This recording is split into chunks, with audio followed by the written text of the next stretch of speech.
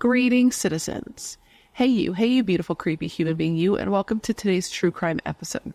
I am so happy that you are here. I am so happy that somehow in all of this that we're forced to deal with on the day today you and I were able to find each other on this crazy little planet that we call home.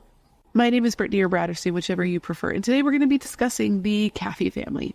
In March of 2008, the Caffey family, which consisted of Terry and Penny, the husband and wife, and their 3 kids, Erin, who was 16, Matthew, who was 13, and Tyler, who was 8. This family was attacked in their beds. Penny and her 2 young sons were killed. Terry barely survived, and Erin was nowhere to be found but presumed to be in danger.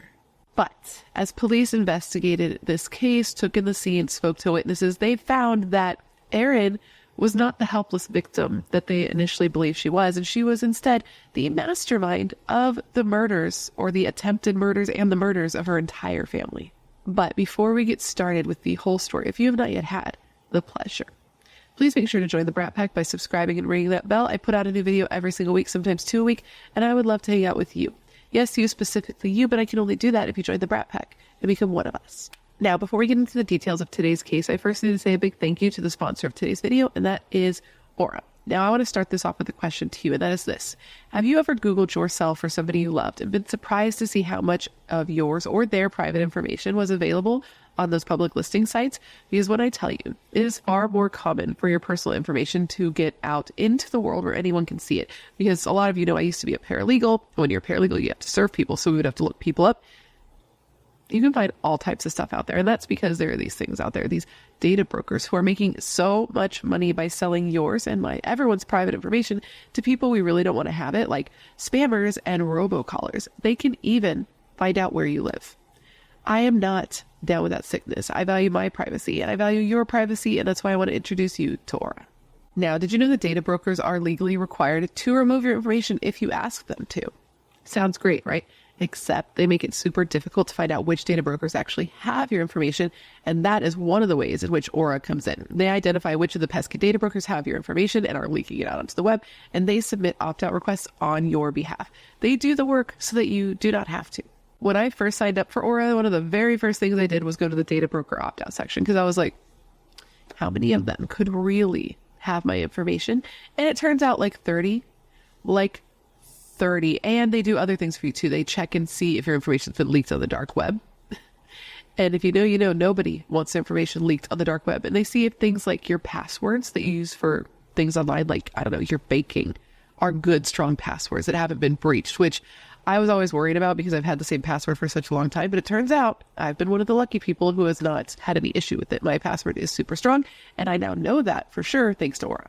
And the examples I just gave you are just a couple of things that Aura does to help you and your family stay safe online from threats that you just simply cannot see. Through just the Aura app, which is super easy to set up, you can get things like parental controls, antivirus, VPN, password management, identity theft insurance, and more. And you get it all in one place, no need for several different apps, and you get it all at one affordable price. It sounds like a great deal to me, but listen, I'm not your mom. I'm a mom. I'm not your mom, though, and I can't tell you what to do, but what I can tell you is I don't want people to exploit and profit off of your personal information, and you don't have to let that happen. You can let Aura do the hard work for you by helping keeping you safe online, and of course, I'm telling you all this because I have great news today. Aura is offering members of the Brat Pack the opportunity to explore all they have to offer for free for 2 weeks through my link. So if all that sounds as good to you as it does to me, make sure to use the link in my description box, which is aura.com/BRATTERSTEIN, to let them know that I'm the one that sent you, to get a 14-day free trial and see if your personal information is being leaked online. And if it is, let Aura help you put a stop to it today.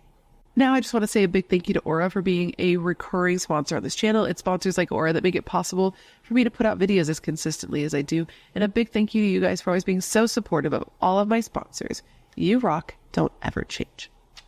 Okay, let's go ahead and get into this video. Now, this video is on a case that I first learned about ages ago. And it's when I saw a episode of I Survived on Discovery Plus back in the day. I was so hooked on that show. And one of the episodes featured Tyler Caffey, where he was discussing his survival story. I saw it back then. I became very interested in the case back then. And when I first started my YouTube channel, well, not when I first started my YouTube channel, because this has been like 8 years, I don't know, a long time, doesn't matter. When I first started true crime on my YouTube channel, the Caffey family murders was one of the first cases I ever covered because I found it to be so interesting. but it's only 27 minutes long because back then I wasn't very good at researching. I hadn't found my flow. I feel like I've found my flow and I feel like I've gotten better. So this is a case that I wanted to give another shot because in looking into this case, I found that there's so much more to it, obviously, than I was able to tell it the first time around. And I just feel like I could do it a better service. I feel like I could do a better job at it and really tell you so much more information. And I've really dived deep into it. So that's exactly what I'm going to do today. I'm going to tell you the entire story. I read all the things so that you do not have to. And at the end of this video, I want you to answer the question of the day. I'm going to give it to you now so you can have it kicking around in your brain as we go through the details of this case. But of course, I want you to answer once you have something to go on. But the question of the day is this. Do you specifically you, believe that Erin Caffey was indeed the mastermind of this attack on her family, or do you believe that she was manipulated? Let me know all your thoughts in the comments below after we go through the details of this case. And now, with all of that said, come gather around and let me tell you the horrible story of the Caffey family massacre. Our case today begins in the early morning hours of March 1st, 2008. It was on this day that at about 4:30 a.m. that the Raids County Sheriff's Office received a frantic 911 call. The man on the line was a man named Tommy, and he was telling the operator that his neighbor, his name was Tyler Caffey, was at his house and he had been shot and he was in terrible shape. He told the operator that Terry was awake, but that he was seriously bleeding, and the operator's trying to get more information, asking where he was shot, where the blood was coming from, and the guy just tells him, just tells the operator that he's bloody everywhere.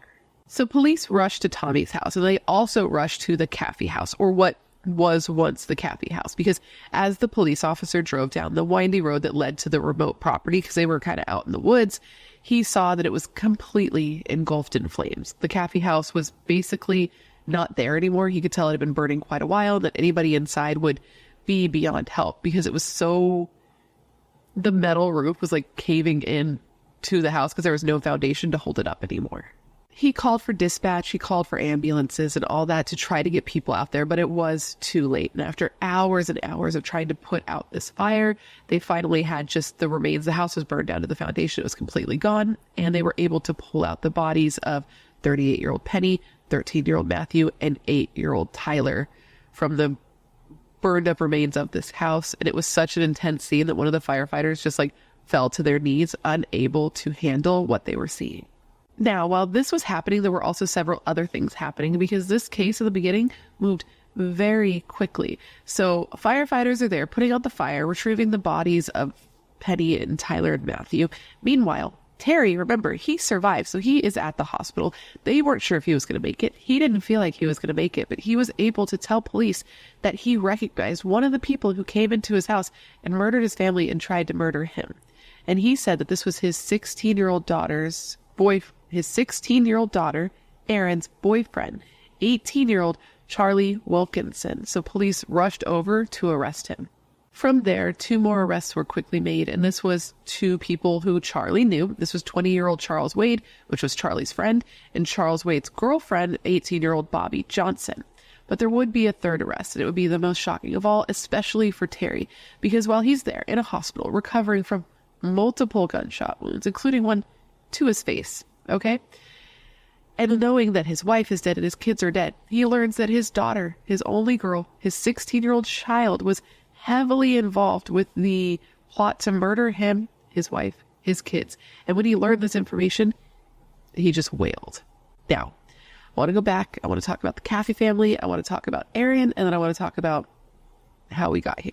So, the Caffey family became the Caffey family long before the night of the fire. It happened back when Penny and Terry were only 21 and 24, with Terry being the older of the 2, and they met at a revival meeting in Garland, Texas, which a revival meeting, from what I read, sounds to be like a harvest crusade, which is my only point of reference for this, which is basically where a bunch of Christians get together, talk about God, they inspire others to talk about and follow God, and that's the gist. I could be way off base and they could be not similar at all. That's what I think. If you know the difference, let me know, but that's where they met.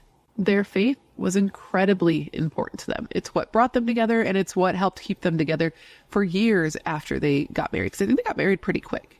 From there, time moved on, and in July of 1991, the family of 2 became a family of 3 when Penny gave birth to their first child, a baby girl named Erin Michelle Caffey, followed by a little boy 3 years later named Matthew Ryan Caffey, who was known as Bubba, and then 5 years later, little Tyler Paul Caffey.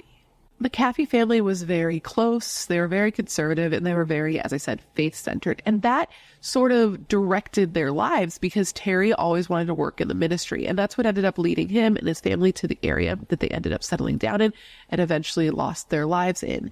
They were heading to Emory, which was a small town of about 1,500 people that was 60 miles, I believe, northeast from Dallas. And it was very small, like the second smallest county, I believe, in Texas. And that was Emory specifically, but they weren't even going to be living in Emory specifically. That's where he was going to be working. They were going to be living in the even smaller town.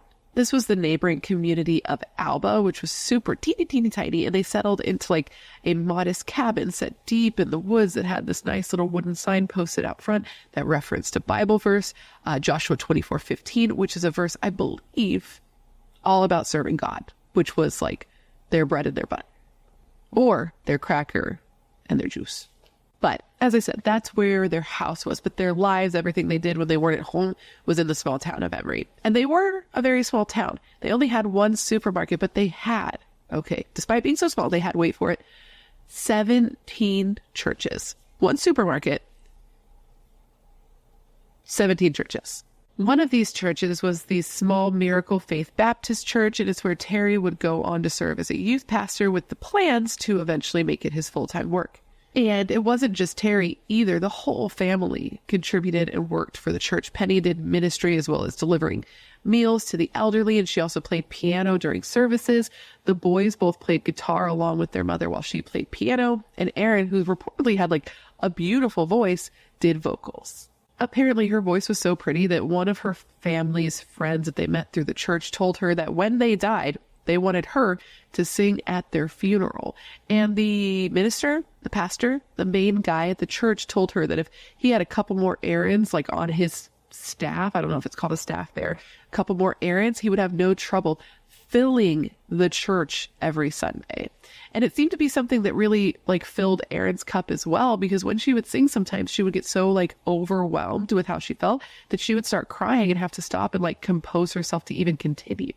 When the Caffeys moved to this area and started going to this church and everything, it just seemed perfect. They seemed like the perfect fit for this church. Their values lined up, their devotion lined up, and they were like very traditional, which was, can be very important in the church. It's a traditional type situation, and they were so traditional, in fact, that when Erin was like 13 years old and she was in public school, a girl who was going to the school who apparently had a bit of a crush on Erin went up to her and kissed her, and her parents found out. They were not happy. They were, quote, shocked by the culture of bisexuality and ended up pulling Erin out of public school. They actually pulled all the kids out of public school, and Penny went on to homeschool them with like a Bible-based curriculum. And they felt like this was the right thing to do for their family, in addition to like the kissing thing, which was like a big nah for them. Also, in addition to that, Erin had a bit of a learning disability. She had ADHD, which I think is considered a learning disability. I had ADHD, and I definitely struggled when I was younger. God, it was so much worse back then for me. But they pulled her out. They thought that the individual attention could be beneficial for her, which in the schooling aspect it was. It was good for her to have one-on-one teaching. But in the social aspect, it wasn't like the best because she was super shy and super sheltered, because the only socialization she was getting was from church because she was homeschooled. So she would go from home where it was Bible-based to church where it was Bible-based. And that was really all she was learning. She wasn't picking up things from different types of people and different people's experiences and broadening her horizons because she wasn't going very many places. But she did have the most important thing, and that was a loving family. This girl was loved. Even now, after all has been said, all has been done, she still can't say anything negative about her family, about her parents, about her upbringing. She says she had a happy home, that her parents loved her, that they laughed and spent time together as a family, and that they really loved their kids. So, with all that said, why did she then want to have them killed? That's the question. Because Erin's like this young girl, right? She's this young woman, rather. She's little, she's petite, she's got this blonde hair and these like grayish blue eyes and this big smile, and she attracted the attention of lots of boys. Lots of boys. It must have been her father's living nightmare. But she would have boys even start coming to the church. All of a sudden, boys that never came to the church were interested now in being at said church, crediting her to bringing them closer to Jesus because they just wanted to go there to get a good look at her. But of all the boys who were interested in Erin, there was one particular guy who really caught her attention. And this was Charlie Wilkinson. So let's talk about how Charlie and Erin met, because Charlie wasn't like a church-going kid, so she wouldn't have picked him up like a puppy. She wouldn't have met him there, so where did they meet? Well, when Erin turned 16, she was able to get a little more freedom in her life. She got a driver's license. She was able to go and buy like a used old pickup truck, and she got a part-time job. She got a job at Sonic.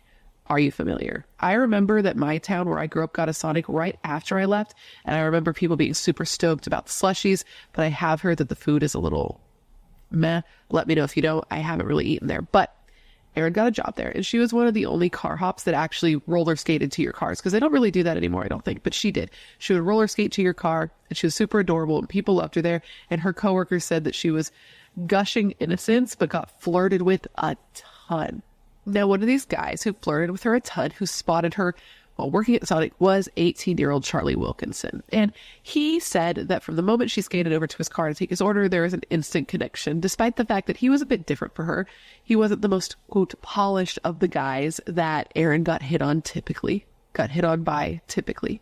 He was a bit of a cowboy, always wearing Wranglers and black cowboy boots and a big oversized black cowboy hat. He was a hunter and a fisher, and he liked to track wild hogs and was good with a gun.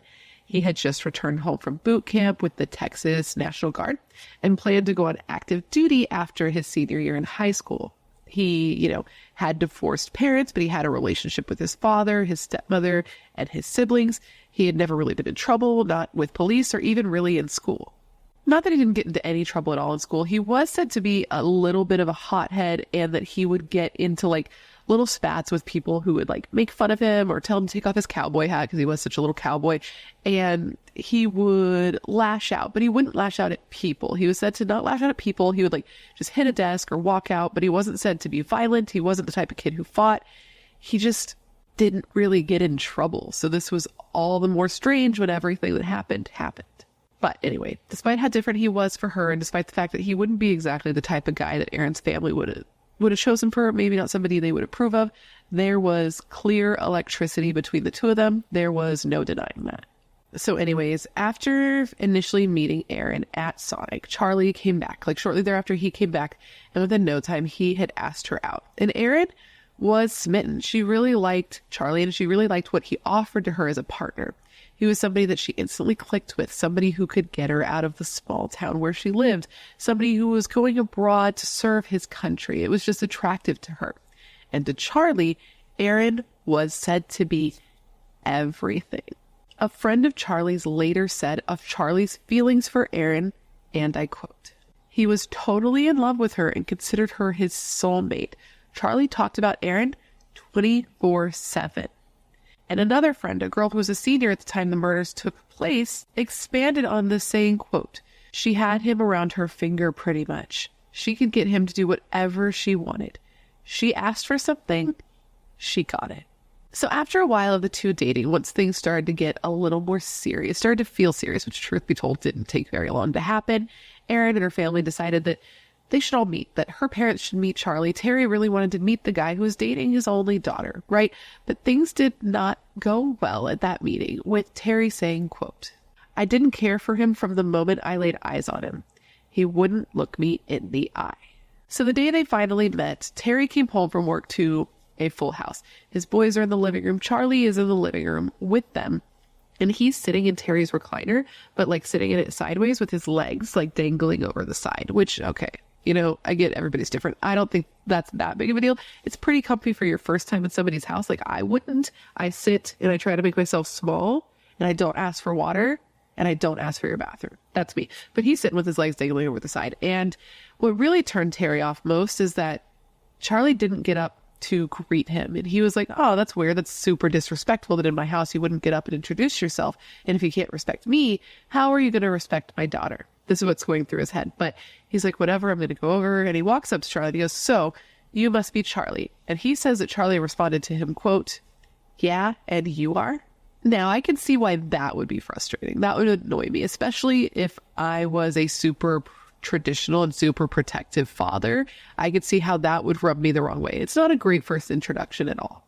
But despite this rocky first introduction, Charlie and Erin were allowed to see each other as long as they followed the family's rules. And the rules were as follows. I mean, there were probably more, but these are the specific ones that we're going to talk about today. And it was basically that Erin and Charlie could hang out with each other, but they couldn't be alone together. They had to hang out at the Caffey home so that they had supervision.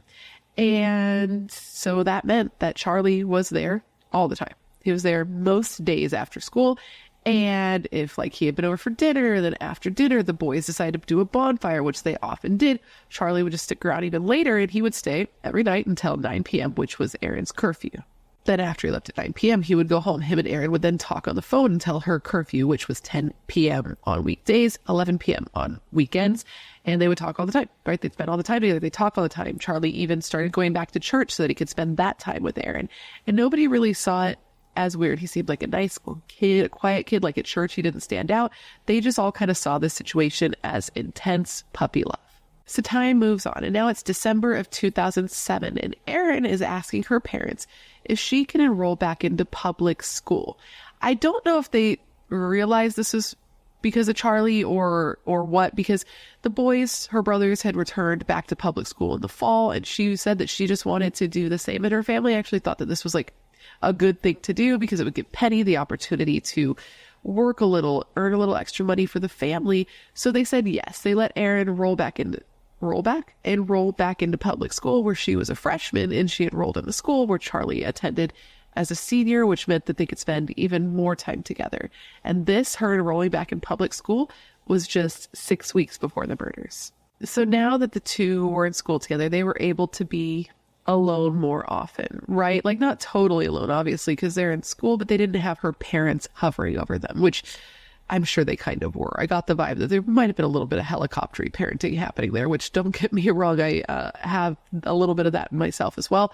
But now they were allowed to be even more alone. They were allowed to see each other between class, eat lunch together, walk down the hall, hand in hand, and sometimes skip class, sneak away to go to Erin's truck to be even more alone.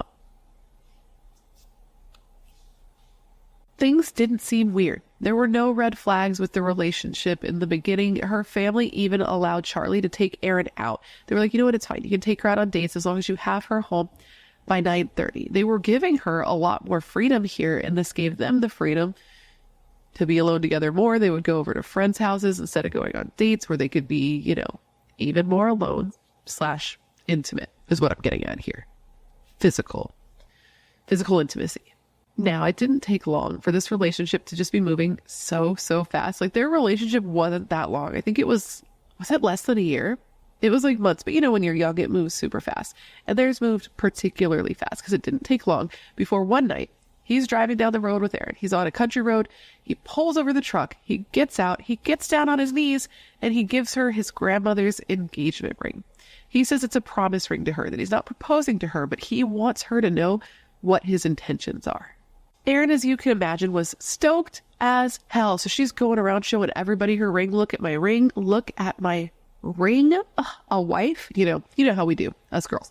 We like the shiny things. And gossips do be gossiping. So of course this information got back to her mother. And one day Penny went up to her and was like, so let's see this ring that everybody's telling me you have. Let's see this ring that you are talking about all day long. So she shows it to her. Then this information gets to Terry, and Terry is not happy about this. Obviously, she's 16. She's a baby. So one day, I believe they were at church. He confronts Charlie, and he's like, listen, that ring you gave her, highly inappropriate. She is a child. She is 16 years old. Which is like, I get that, and I also don't. My kindergarten boyfriend gave me a bracelet, but I also get that if you're already feeling that the relationship's moving too fast, and you're a parent, you can feel, you got the vibes, and you got the vibrations. He had to have known that there was something a little bit weird, and I'm sure that that's why. But also, she was young. Everybody's different. I don't know. How do you feel? How would you feel as a parent if your 16-year-old daughter was given a promise ring? Would that be like highly inappropriate, or would it just be like, kids do be kidding, as they say? But the point is, her family's position was that they were moving too fast. They were spending a bit too much time together.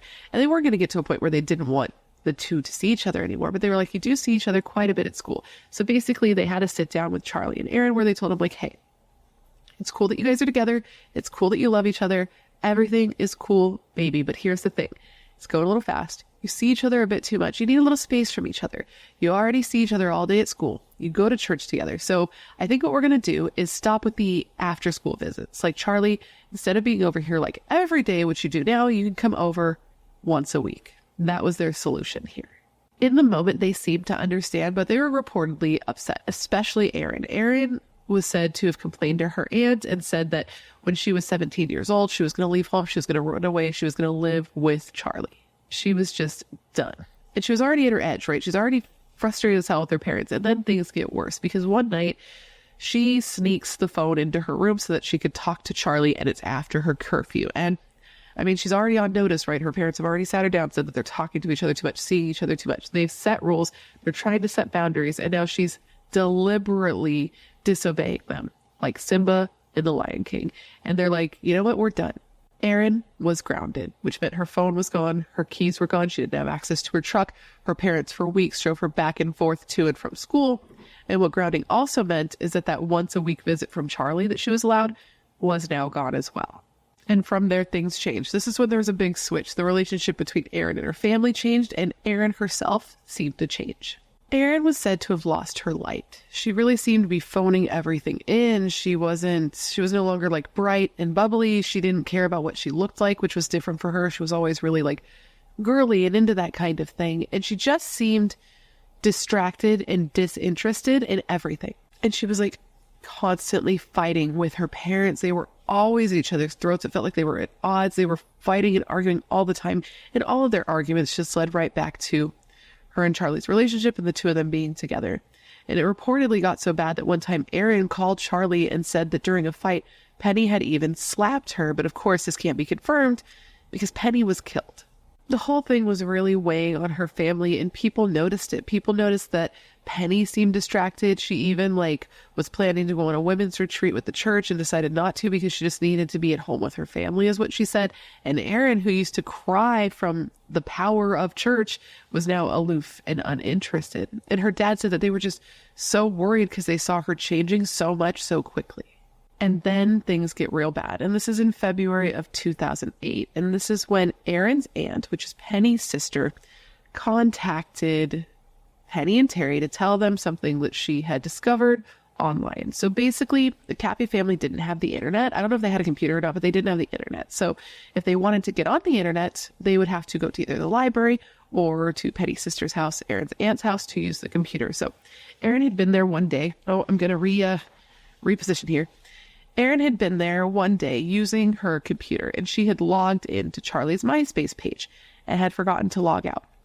So Penny's sister, seeing this and knowing that, Terry and Penny were a little suspicious of this kid, a little weird about him, she was like, well, I might just have myself a little look, see what's going on this boy's MySpace page. And she did not like what she saw. There were posts about alcohol. There were posts about sex. There were DMs from friends telling Charlie to come over and bring his bitch girlfriend. And this was unacceptable.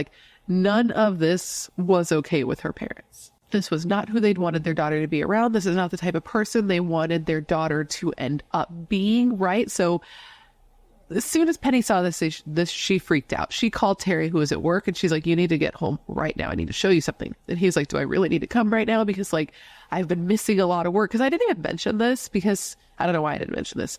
But at the time that this is all happening, Terry's dad had just died. So he's mourning the loss of his father while dealing with all of this. And when his dad, first died, he had taken time off work. So he's just now getting back into the swing of work. And now Penny's like, I understand that you're in hot water already and that things are a little sketchy with work, but I still need you to leave and come home right now. So he knew it was serious. He came home. He saw the MySpace page and he was like, that's it. The relationship is over. That day when Erin returned home from school, Penny and Terry sat her down and they were like, listen, it's over. There is no choice. Once you're 18, once you're an adult and you move out, you can do whatever you want. But while you're living with us, you simply cannot date this boy. And she surprised them by telling them that she actually agreed, that she'd been wanting to break up with Charlie for a while, but didn't know how to do it, that he had become controlling and possessive, and that she just wasn't interested in the relationship anymore.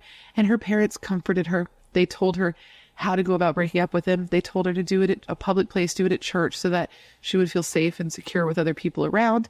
And she agreed. And before her family left for Bible study, they were under the impression she was going to end this relationship.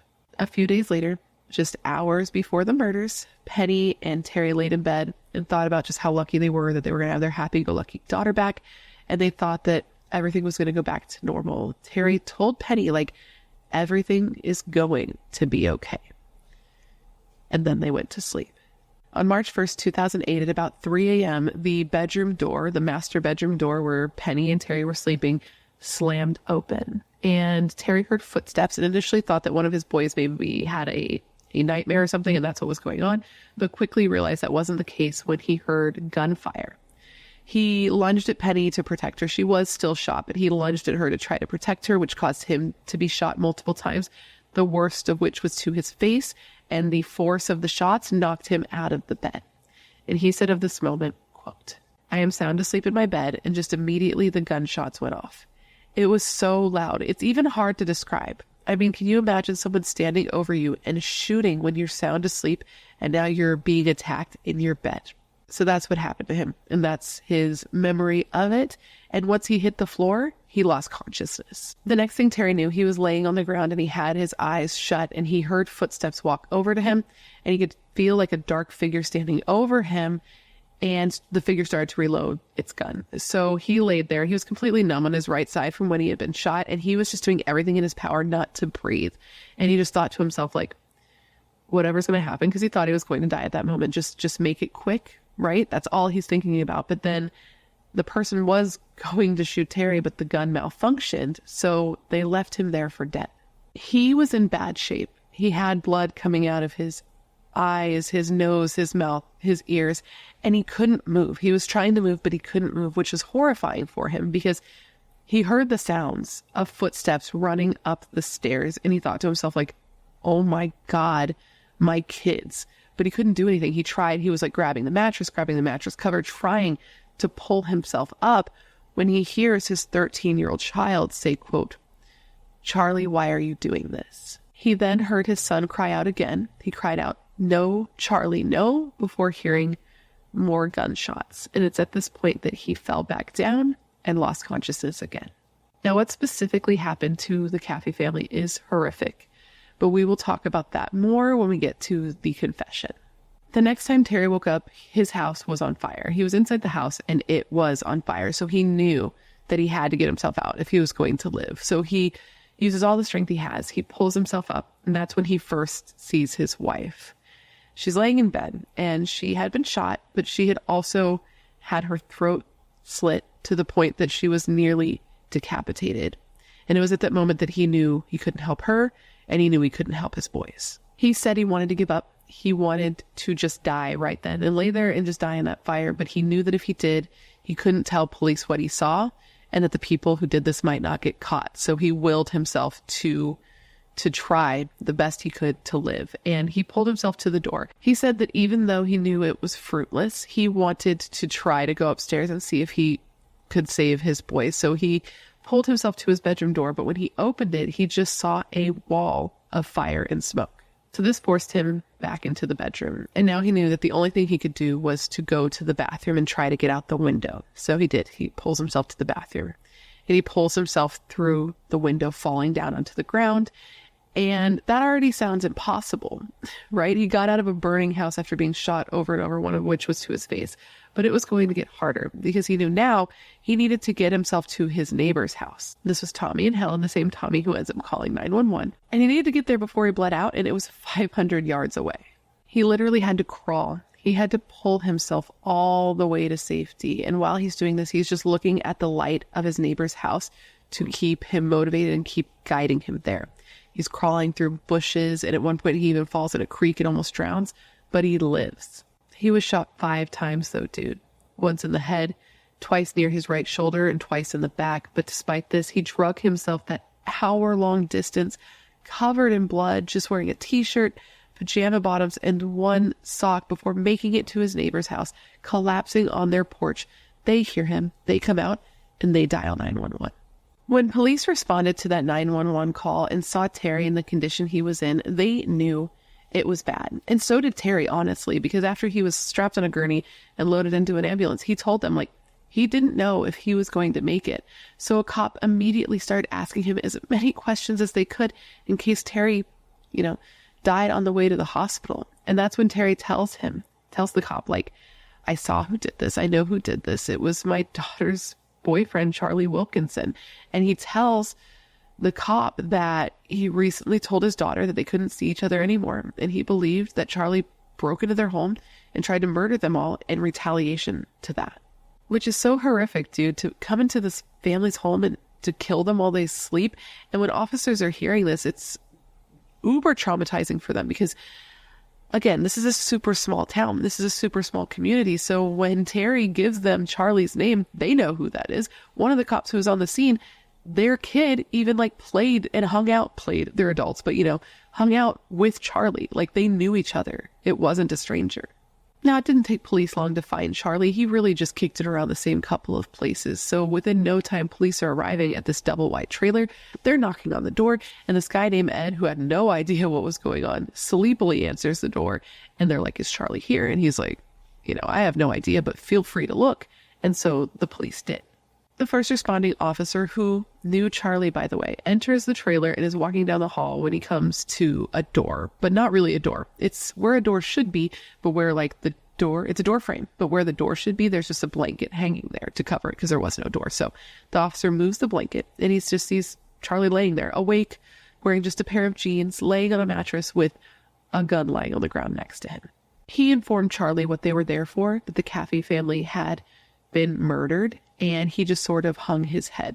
And with that, they took him into custody, and that must have been super awkward considering Charlie and the officer that arrested him were on a first name basis, but he takes him outside in cuffs, and another officer who was with him goes inside to, get him something to wear because a courtesy, right? So they get him a shirt and a pair of boots, and the officer who picks these clothes up and brings them out to him realizes that they're covered in blood. So Charlie is taken into custody. And because, again, this is such a small area, everybody knows everyone, everybody talks, everybody knows who Charlie spends time with. So it didn't take them long to make multiple arrests. First, they arrested his friend, 20-year-old Charles Wade, while he was driving his girlfriend's car. And then they arrested his girlfriend. This was 18-year-old Bobby Johnson. And they arrested her outside of a restaurant where she worked. So at this time, a couple of things are happening at the same time. Okay, so we have suspects being arrested. We have suspects being questioned. And at first they're denying, but eventually they start confessing. We have firefighters at the Caffey house at this point trying to put out the fire, retrieving the bodies of Penny and Matthew and Tyler. And we have police getting a search warrant to search. Well, we also have Terry at the hospital, which is a whole other thing. But we have police getting a search warrant for the trailer where Charlie was arrested. And this search warrant, this search of this house is so ridiculous that that's what I want to talk about now. So they start searching this trailer, and one of the very first things they see is a camo purse, in the living room. So they open it, and they find a driver's license for Erin Caffey, which is a girl who at this point is believed to be endangered. So oh, this is interesting. They start moving through the house. They get to the room where Charlie had been, and it's really dark. There's no overhead light, so they move a blanket that was covering a window so that they can see. And what they see is a trashed room. Okay, it's super messy. There's bullets on the floor, a box of ammo in there, and a used condom on the floor. So he looks over near the closet, and he sees this blanket piled up on the floor near the closet. So he walks over to it, and he starts moving the blanket, and he sees blonde hair. And at first, he thinks that this is a doll, until two little eyes just look up at him. He jumps back, he pulls his gun, and he's like, who the fuck are you? Direct quote. Not a direct quote. But the person there responds, Erin. Which he sort of already knew because the girl that he's looking at looks just like the girl in the ID picture that he found in the living room with the camo purse. But can you just picture this for a second? This girl hiding under a blanket in the fetal position on the ground, just hoping that that's a good hiding spot when they come looking. I read that and I was like, can you imagine being that officer? Because I simply cannot. I mean, hey, She had an idea. Did it pull off? Did any of her ideas work out for her? No, they did not. But she had ideas. No one can say that she didn't. Anyways, at this point, Erin seems to be in shock. And the officer's asking her, like, what happened? What are you doing here? How did you get here? And she's like, she seems dazed. She seems confused. She says she doesn't even know where she is. So the officer asked her, like, what happened? And she just says one word to this officer. And that was fire. So Erin was rushed to the hospital and she was interviewed in the hospital trauma room, and she seemed super confused. She didn't even know how old she was. She just kept saying that she was 14. And when we all know very well that she's 16, right? And so she just seemed super out of it. So she was given a full medical assessment, including toxicology, like a toxicology test to see if she was under the influence of anything, which, spoiler alert, no, she was sober. So she was faking it. But anyways, she gives them her account of what happened. She said she was sleeping snug as a bug in a rug in her house when she woke up to her house filled with smoke and fire. And there were two men in her room, dressed in all black, carrying samurai swords, who told her to get down. She said that was the last thing she remembered before waking up in that trailer. She said once at the trailer, they gave her something to drink. She didn't know what it was, but after that, she didn't remember anything. The only thing she remembered is that they were coming after her. Now, at this point, Erin is seen as a victim. They believe that she is a victim, so she's allowed to leave. She's not under arrest. She's allowed to leave the hospital. And the cops there felt so bad for her that they even offered to, like, escort her and her grandparents to the East Texas Medical Center, which is where her father was, since he survived, which I can't imagine being her and learning that he had survived, but she did. So they, say that they'll give her an escort, and they tell her that she's, quote, such a tough little girl. So the cops are driving. They're in the car in front. Erin and her grandparents are in the back, and they're on their way to the hospital to see Terry when they get a call, or, whatever, from other officers while they're on the way to the hospital. And they're like, hey, that tough little girl that you are escorting to the hospital, well, turns out she's a suspect. Okay. And they're like, so you want us to do what now? And they're like, what I want you to do is take that little girl into custody, because the thing that's happening right now is Charlie and the others are being interviewed, they're being interrogated, and they're giving a story that shows that Erin was very involved in this, so you kind of need to take her into custody. Which must have been like, wow, because the ones taking her to the hospital are the ones that believed that she was a victim and she's a poor little girl, etc. So they pull over their car. The grandparents pull over their car. The cops walk over and they're like, so awkward. But here's the thing. We're actually going to have to take Erin into custody in connection with the murders of her parents. Well, no, her mother and her brothers. I want to say parents because it's the attempted murder of one father, murder of a mother. The fact that her brothers were killed is just beyond. But they tell them this, and they tell Erin to get out of the car so she can be arrested. And her grandmother loses it and is like, please tell me you had nothing to do with this. Please tell me you had nothing to do with this.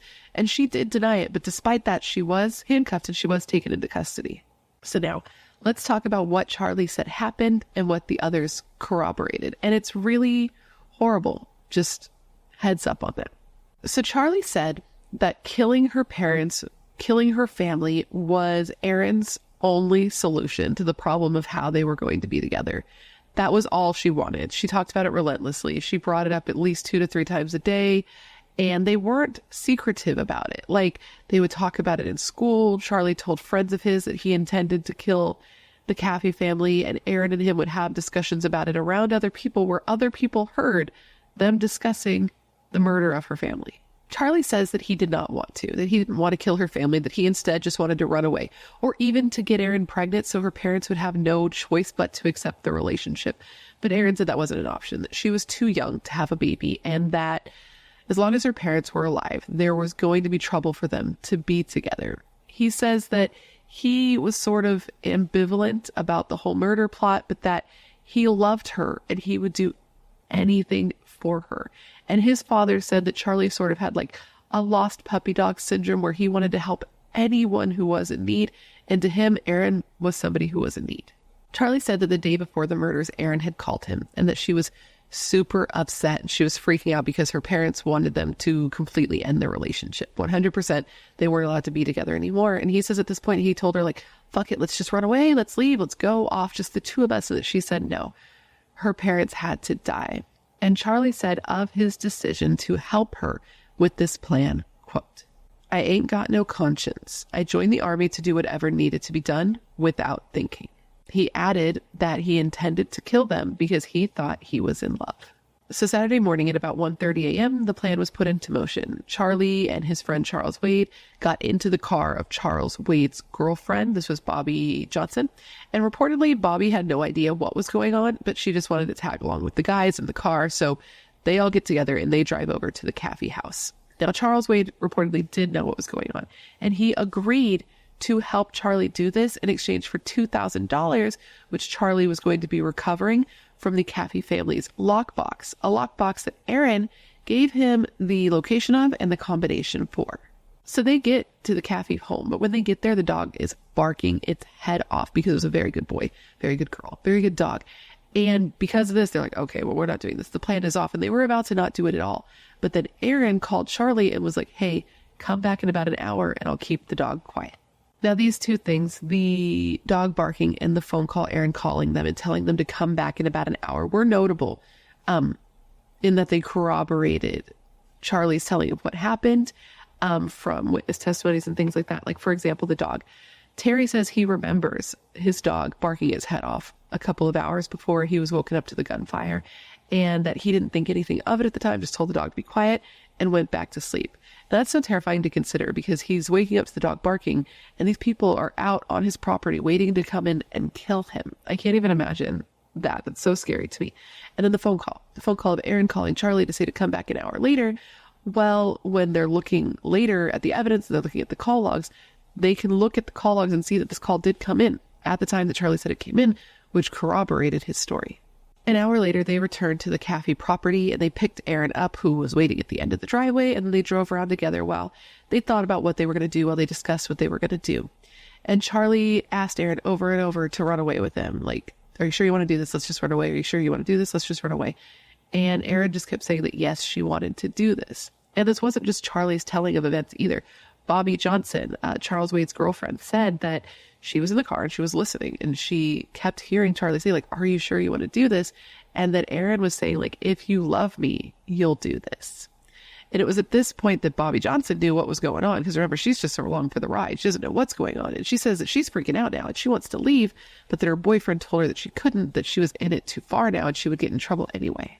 So they go back to the Caffey home, and the plan is that Charlie is going to kill Terry and Penny while Charles goes and kills the boys. And initially Charlie didn't want to kill the boys. But Charles Wade said that he was worried about there being any witnesses. And when they brought it to Erin, she said that she didn't care, that they should do what they had to do, and that she didn't want the boys to end up in foster care anyway. With that, the two men got out of the car and walked towards the house while Erin and Bobby sat in the car and waited. They entered the house through a door that Erin left unlocked and headed right to the bedroom where Terry and Penny were sleeping. And right away, they just started firing shots. They fired over and over until the gun jammed. They fixed it. They fired a couple more shots. And then Penny had her throat slit with that sword until she was nearly decapitated. And for whatever reason, Terry was just left for dead. I'm going to assume it's because he had a shot to his face and they didn't think somebody could survive that. But lucky for him, they didn't cut his throat as well. Now we're going to talk about the boys, the kids, and it's pretty horrific. So if you want to skip a little bit, now would be the time. But when the boys were in the boys are in their room and they're sleeping and they hear the gunshots, they wake up and they're scared. So they take off and they both go and lock themselves in Erin's room because they're not sure what to do because they're children. Meanwhile, Charles and Charlie had left Terry and Penny's room and started heading up the stairs towards the boys. And initially Charlie said he wasn't going to do it. He said he wasn't going to do it, but that Charles said that if he didn't help, that he was just going to leave. And so Charlie complied. They went up the stairs, and once they were up there, Charlie, who knew the boys, told them to come out of Erin's room, like not to worry, to come out of the room because he knew them. They knew his voice. They thought that that might be effective. And he said that the boys were very scared, that they were so scared that he couldn't even look at their faces. Apparently Matthew, the one that went by Bubba, started to fight with Charlie because he was 13. So he was old enough to know something was wrong. And yes, he knew Charlie, and it wasn't weird for Charlie to be in the house, but he knew that something was wrong. So he started to fight. He started to kick at Charlie. And in the scuffle, he ended up going close to the banister because they're on the second story in the house. So he gets close to the banister. And at that moment, Charles Wade, who was still on the lower level, looked up aimed, and fired at this child, hitting him in the face, and he fell and he didn't move anymore. 8-year-old Tyler by this point was hiding in an upstairs closet because he was scared. And these two guys went to the closet, opened the door, and then took turns stabbing him to death with their swords. During his confession, this is the part that Charlie had the hardest time retelling. He broke down into tears, saying over and over he didn't know why Tyler had to die and why he had to die like that, though he did admit that even though Charles Wade was the first one to stab him, that he had at least stabbed him once as well. And this is the part that Terry has the hardest time accepting as well, knowing that that's the way his child was killed. He doesn't understand why they had to do it like that. Like, you had guns, right? Why did you have to hurt this child that way? And he says he has a lot of guilt over not being able to save him from that. But after they believed everybody was dead, they started grabbing all the things that they intended to take. And then, they were going to go and be on their way. They grabbed a pre-packed bag filled with Erin's belongings. They took jewelry, money from a wallet, clothing, and a lockbox from Terry and Penny's room before calling the girls to come to the house and wait. They then used their big lighters to set fire to furniture, bedding, anything else that they could find that would burn. And they used, I believe, an accelerant as well. And from what I read, they ended up leaving with $375. I don't know what the story was with the $2,000 in the lockbox, but the figure I read was $375 for 3 lives and a house. And it's just, no. So the girls go to the house and they pick the guys up. And according to all of them, except for Erin, obviously, Erin was stoked. She said she was so happy it was finally over. And Bobby Johnson said that Erin even wanted to get out of the car and go inside and make sure everybody was dead. They said that she was so happy. She was like a kid on Christmas Day. And Charles Wade said that Erin said of the murders of her family, quote, "Holy shit, that's awesome." After they left the Caffey home, the 4 of them just drove around a while, going down back roads, trying to clear their heads after doing what they had done. And then, Charlie and Erin were dropped off at that trailer where the 2 proceeded to have sex. And then from there, we know what happens, the arrests. They were all arrested. Erin was arrested. She was held on a $1.5 million bond. And actually, I think they were all held on a $1.5 million bond each. Not 1.5 for all of them. 1.5 million each for what they did. Meanwhile, Terry's in the hospital. He's recovering from multiple gunshot wounds, all while also dealing with the trauma of thinking that his whole family is dead, that Erin is also dead, and he wanted to give up. He didn't want to live anymore. He didn't want to live without his family. But then he found out that his daughter was alive, and this gave him something to live for and something to look forward to. But that was short-lived, because not long after, because again, this all happened so fast, so not long after learning that Erin was still alive, his sister came to the hospital and informed him that Erin had been arrested in connection with the murders. And he said of this moment, and I quote, "I remember rising up from my hospital bed and just screaming out, 'No, it can't be. No, it's not Erin. Not Erin.'" Terry needed to have it spelled out to him by the police. This was all too much for him to handle. So an investigator came in and sat down with Terry. And Terry said, the first question he had was, how was his daughter? And the guy said, "Your daughter's fine." And then he said that he wanted to know what was going on, that he had an idea something was going on, but that nobody would tell him anything and they wouldn't let him watch TV. And he just needed to know how much involvement his daughter actually had in what happened. And the officer responded to him, quote, "Her involvement was great."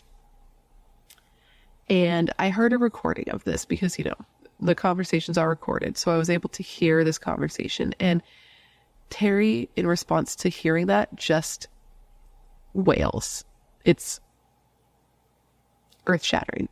The reactions from the community for these murders was very intense because, again, everybody's close, everybody knows everybody. And now they've just lost 3 members of their community, almost 4, well, technically 4, because even though Erin is alive, she is lost and that she's going to be going to jail. She's been arrested.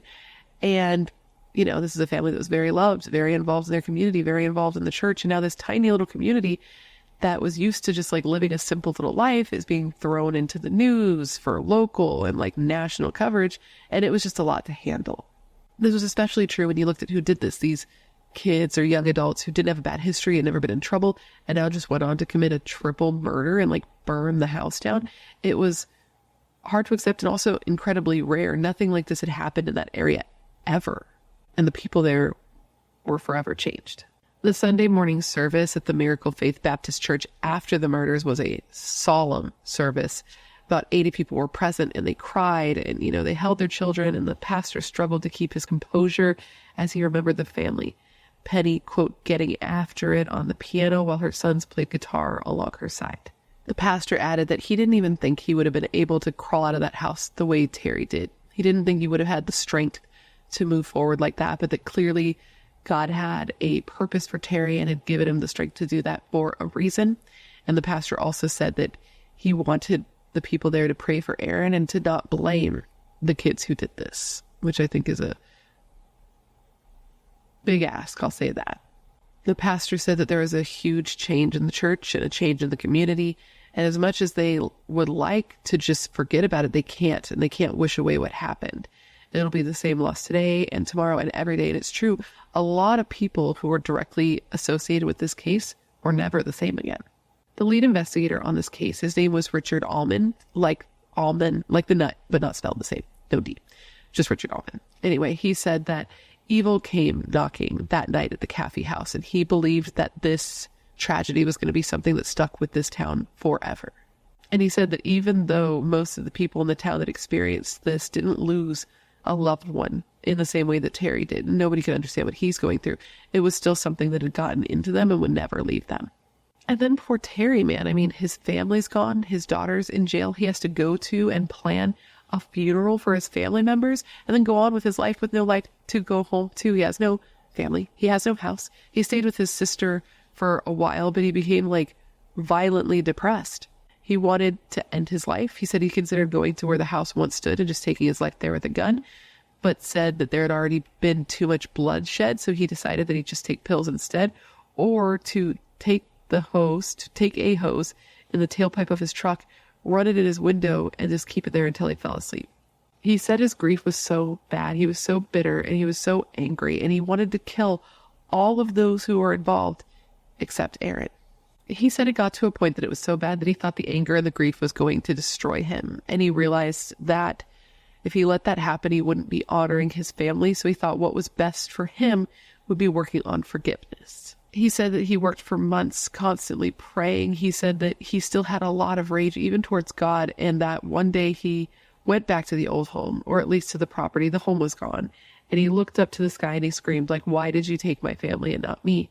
And he said that at that moment, he saw a piece of paper stuck to a tree, and it was from a book called Blind Sight. I've never read it, but apparently it's about a man who lost his wife and 2 children in a car accident. The page that he found was burnt around the edges, but it was still intact, and it was the words that spoke to him, because the words on this page said, quote, I couldn't understand why you would take my family and leave me behind to struggle along without them. I may never totally understand that part of it, but I do know that you are sovereign. You are in control. And when I tell you, if I was in his position and I read that, I would have pissed my pants right then, right there. But you know what? Terry got to the places he wanted to get to. He said that it was hard, and some days were way harder than others. Some days he just cried, but with time he did get to a place of forgiveness. And this forgiveness and his mentality around it does end up playing into the trial. So with that, let's go ahead and get into the legal part of this. Because Erin was a minor, when she was arrested, she couldn't be taken straight in for questioning. She had to appear before a justice of the peace. And after everything they heard she did, they were picturing a monster walking in that door, like someone who dreamed up the murder of her entire family and manipulated people into helping her. And then in walks in this, quote, tiny, meek, blonde-haired girl who couldn't fight her way out of a paper sack. They were just like, how is this the little girl who did this? But, she did. And she did write down a statement, like she had to write down a statement at that time of what happened, and she still denied everything. Just like she said in the hospital, she said she had nothing to do with what happened to her family. Her dad also seemed to believe that she didn't have anything to do with it, because he spoke to the court and he asked that they allow her to go home with him to go home with him instead of sitting in jail while she awaited trial, which I was like, boy, you're brave. I mean, I can't imagine being in that position, but the court did not do that. They were like, no, I think she's going to sit in jail. And really the more pressing issue here is whether or not she's going to be tried as an adult, because hear me here, she will be tried, but will it be as an adult or will it be as a minor? And that is what they ended up going for, was, trying her as an adult. And this was really difficult for the prosecutor to have to sit down and explain to Terry, because what that meant was that she was going to be up for life in prison with no possibility of parole. And she's lucky, though, to be honest, because if she had actually been an adult and wasn't just a juvenile being tried as an adult, she would have been up for the death penalty. But because she was just 16, it was just life in prison, but without the possibility of parole. The prosecutor said it was awful because he had to sit with Terry and show him all the evidence, everything they had that showed that Erin wanted him, his wife, and their boys dead. He brought out all these documents, like the phone records and photos, and went through it all. He showed him the suitcase Erin packed and the lockbox that was open because Erin gave them the combination, and showed him the statements that friends had made that said that Erin wanted them killed. He told Terry that after the murders, Erin and Charlie even went on to have sex just hours after the murders, and that was the part that was the hardest for him. He just cried, and he said he didn't understand how he didn't see any signs that this could happen. And honestly, I could see how that part would be the hardest for him, because it's like, not only could you do this, which is already so messed up, but clearly you feel nothing for it. If you could just then go on to be physical, like there are some things that should be a big fucking turn off. And clearly this wasn't one of them, and that would be horrifying. Regardless, though, he stood by Erin. He stood by his daughter, and twice a week he drove down to the jail to sit with her and be with her. And he said at first this was awkward because, they couldn't say anything. He couldn't ask her the millions of questions that he had for her because her attorney let them know, hey, everything you say is being recorded. So he just had to sit there and talk about mundane things like the weather instead of this very serious thing that was the elephant, the big old elephant in the room. He said that these meetings were agonizing, but he felt like he had to be there. He had to be with the only child he had left. And at the end of every meeting, he told her he loved her. No, they were never able to talk about anything serious, but at one point he did finally ask her a question that mattered to him. And he asked her, quote, "Were me and your mom good parents?" And she responded through tears that they were, that she never could have asked for better parents. Yet here we are. So all 4 defendants were charged with 3 counts of capital murder for the deaths of Penny, Matthew, and Tyler. And Charlie actually ended up getting another charge added to him when he tried to escape jail by digging a hole in the wall of his cell, a la Shawshank Redemption. Clearly, he was not as successful as Andy Dufresne. Now, when it came to the other 3, not Erin, the other 3, Charles, Charlie, and Bobby, they had confessed, so that was easy, right? But Erin did not confess. She denied everything, but they had a pretty good case against her. A huge thing for them was those phone records. The prosecutor, who initially actually believed Erin, said that those phone records are really what just completely sealed her fate. That she believes, the prosecutor believed, I think the prosecutor was a lady. Anyway, the prosecutor believed that even if none of the other defendants testified against Erin, just on the phone records alone, they could get a conviction. The night of the murders, Erin called Charlie 6 times from inside her family home from 11:46 p.m. to 12:48 a.m.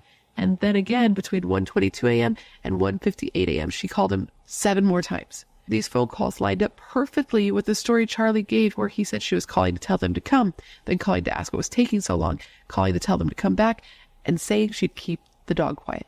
They also had testimony from several students who overheard Erin talking about murdering her family. Because remember, she was bringing it up all the time and in mixed company. There was one kid who overheard her say that the only way her and Charlie could be together was if her parents were dead. There were friends of Charlie's who testified saying that they knew he was planning to kill the Caffey family, but that he wanted to run away instead. But yet here we are. And one thing that was really damning for Erin and very surprising for Charlie is that one of Erin's ex-boyfriends was put on the stand. This was a guy named Michael who she had dated several months before Charlie, which she would have been even younger. This young girl needs to get her life together. Well, she can't now, but bye. Anyway, Michael said that they dated and they were really into each other and reportedly even got in trouble for being a little frisky at the church, okay? And that while they were together, Erin told him that she wanted to find somebody that she could hire to kill her parents because every time she got a boyfriend that she really liked, her parents made her break up with them. I cannot even imagine being her father, sitting there listening to this, having to hear all of this evidence and having to hear her reasoning. Because that's the thing. They looked into it and there was no real motive. This was the motive, just her wanting to be free and being able to be with these guys, these like teenage boys.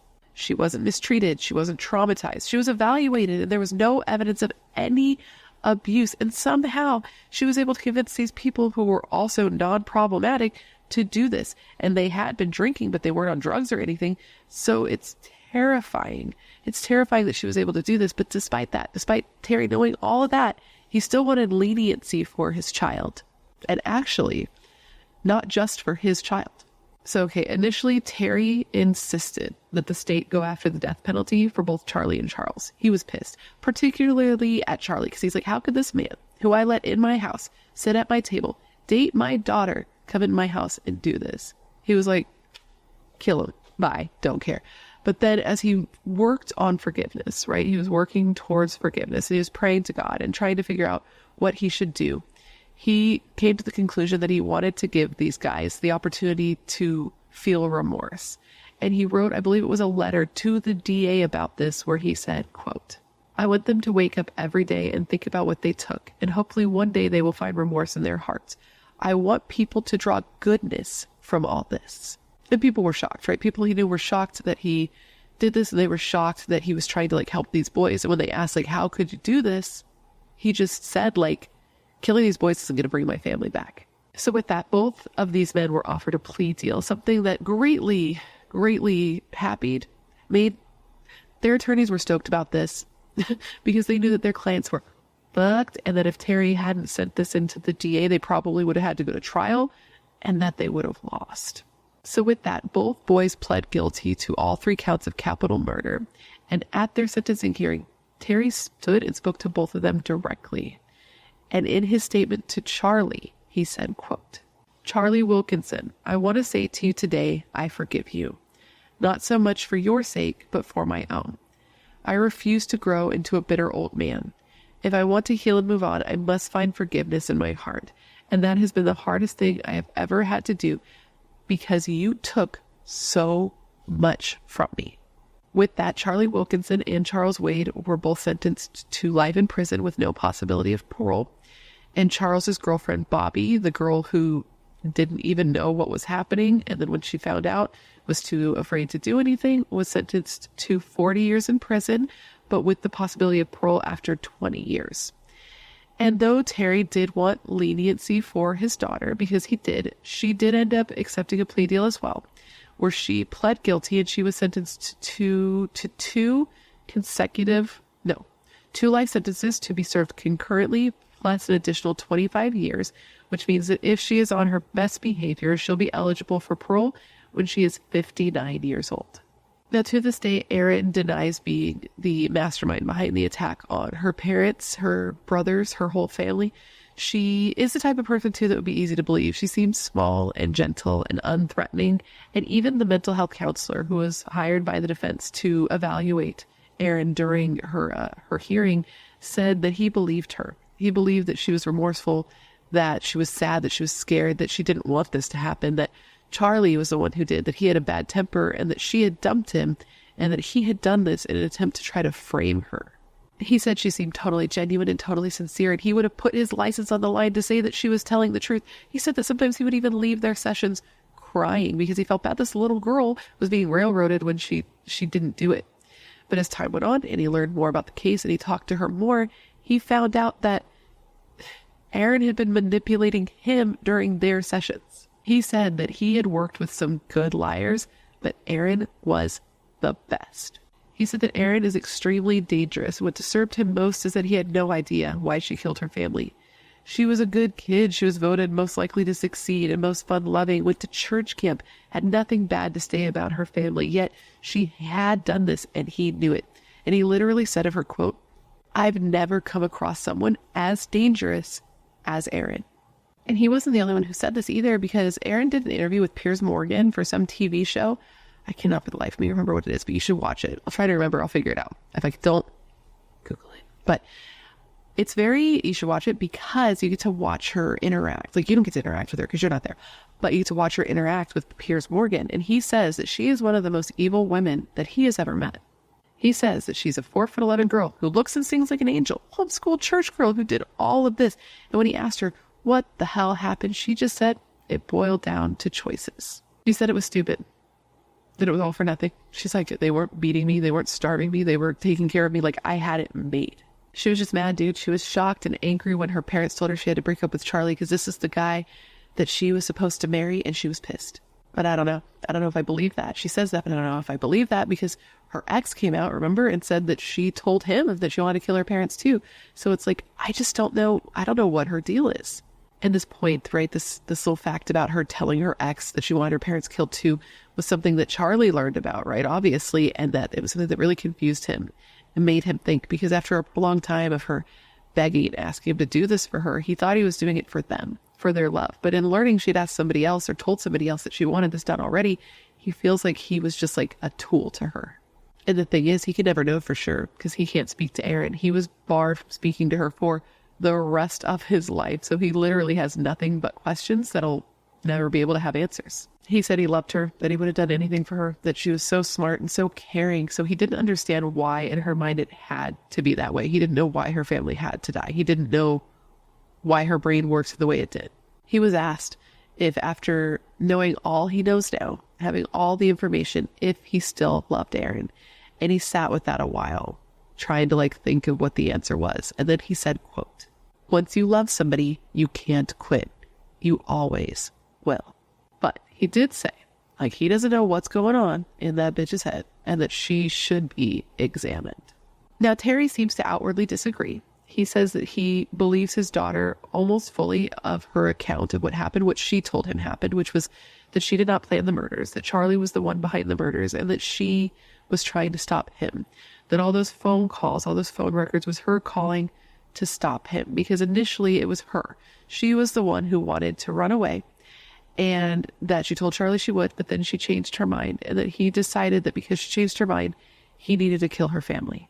He says he believes that she was involved to some degree, but not to the degree that she was a mastermind, because he knows his child and that she's not capable of murder. And that instead she was a vulnerable 16-year-old girl who was with a controlling, psychotic boyfriend. He says that he forgives her, that he had to forgive her, that it was a struggle first, but it was something he needed for his soul to rebuild that relationship. And he needed to work on forgiving himself too for not being able to stop what happened.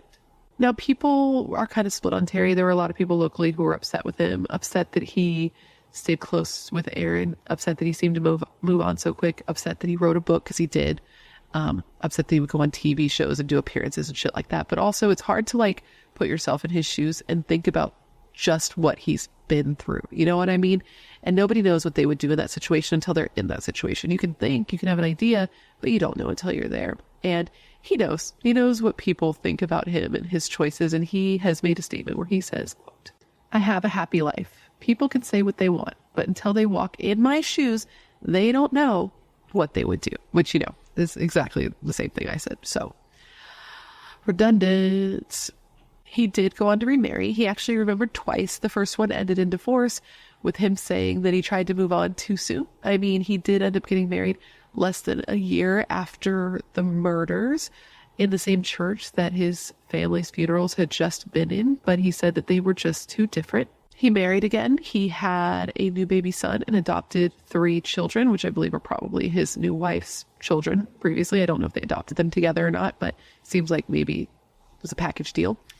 And it's just like a new life for him. But around his house, there are still reminders of his old life, like photos of his boys and his first wife, along with that charred book page, the message that helped him come to forgiveness, which is framed, and also photos of Erin in her prison outfit. He said he thinks about his old family often, but he doesn't visit their graves very often because it's too hard for him. He says he can't even bring himself to drive past the road that the house used to be on. And he even doesn't have his old dog anymore. Right after the murders, he had to get rid of him because it was just too painful to take care of him. And this poor dog, dude, break my heart, because when I was doing research on this case, I came upon a photo of this dog laying in front of the remains of the house after the fire was put out, which was already just like a haunting photo. But it was the line under the photo that just destroyed my heart. The line said, quote, "On the Caffey's vast wooded plot, the family's black Labrador waited in vain by the ashes of the incinerated house and a burned van for his owners to return." Fuck, man, owners that would never return. And then he goes and he gets rehomed. It just breaks my heart. But at the same time, I could see how Terry would be in no position to care for that dog at that time. But, you know, he's better now. Terry, that is. I don't know about the dog. I don't want to think about the dog. Terry ministers full time now, which, as I said in the beginning, was always his goal. And he goes around and he tells his story of love and loss at churches and schools and social institutions, all with his, like, what's the word? Ministry? His ministry, which is called Across America, but like a cross America because Jesus, a cross. I just thought that was clever. He said that it was difficult at first to tell his story publicly, but realized that it helped him to process it. He felt that if he suppressed it, he would just be filled with anger, resentment, and depression. And he feels that his story helps to encourage people and helps them to learn to forgive and the power overall of forgiveness. Which, I mean, we have heard in a lot of these cases that for some people that really is powerful. It's not for everybody. I could never, but I can understand that it helps some people and it helped Terry. And that's kind of where we are now with Terry preaching about the one thing that he needed in order to get by. Forgiveness. Forgiveness for a daughter that he still sees once a month, drives down to that maximum security prison to visit his child, a child who to this day denies being the driving force behind the attack on her family. And with that, my friends, is the story of the Caffey family massacre. I hope you found my telling to be informative, and I hope I give you every bit of information you would want when looking into this case. And of course, I just want to thank you for remembering Penny and Matthew and Tyler and Terry with me today. And now, considering everything I told you throughout this video, I want to revisit the question of the day, and that was this. Do you believe that Erin was the driving force behind these murders, or do you believe she was manipulated by a controlling boyfriend? Let me know all your thoughts in the comments below now that I've given you all the information on this case. Anyways, guys, before you leave, please don't forget to leave me a comment down below with any case suggestions you have. Anytime you leave me a suggestion, I like to put it on my list because I like looking into the cases that you guys suggest because they're often cases I haven't heard of or cases that need more coverage, and I know you're filled with great ideas and great taste. Otherwise, you would not be here. And also, if you leave me a suggestion and I cover it, I will give you a shout out. I forgot to say that. Of course, if you haven't already, please don't forget to join the Brat Pack by subscribing and ringing the bell. I put out a new video every single week, sometimes 2 a week, and I would love to hang out with you. Yes, you specifically you, but I can only do that if you join the Brat Pack. We can one of us.